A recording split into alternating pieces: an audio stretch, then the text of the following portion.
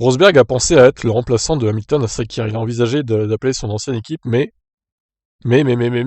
haha. Donc c'est Russell qui avait été appelé, on se souvient.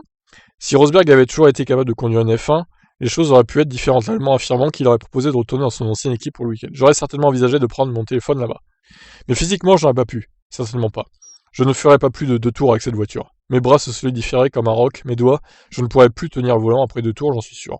Sans parler du coup qui tombe entre mes jambes quand je freine, car je ne pourrais pas tenir la tête haute. Vous savez, les forces G sur CF1, le développement dont vous avez besoin sur des muscles spécifiques, les muscles de vos bras, tout est à la limite.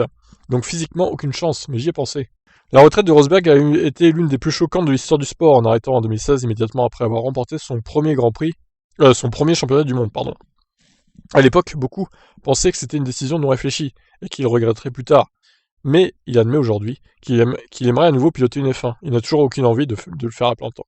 Donc il aimerait faire des essais vite fait, quoi. Comme pour Grosjean, c'était prévu, mais ça s'est jamais fait au final. Et à mon avis, ça se fera jamais. Si vous me dites que vous pouvez essayer la voiture de Valtteri demain à Bahreïn, lors d'une journée d'essai, je me dirais waouh, c'est tellement cool, j'adorerais le faire. Mais si vous me dites que j'ai une autre chance de revenir faire une saison, alors non. Merci beaucoup à tous, mais je suis très content de ma deuxième vie. Tout est fait et accompli. Bon, bah, il reviendra jamais, Nico Rosberg.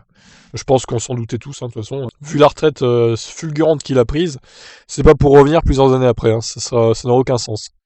Donc voilà, mais bon, ça le dirait bien de piloter, en tout cas, vite fait comme ça, dans des essais privés, pour tester les nouvelles voitures. Et clairement, l'année dernière, il n'aurait pas pu revenir. Il n'aurait été pas en forme physique pour faire une belle course, comme Russell a fait d'ailleurs. Impressionnant, il a failli gagner, putain. Vous imaginez quand même. Allez, je vous laisse réagir. Ciao, ciao.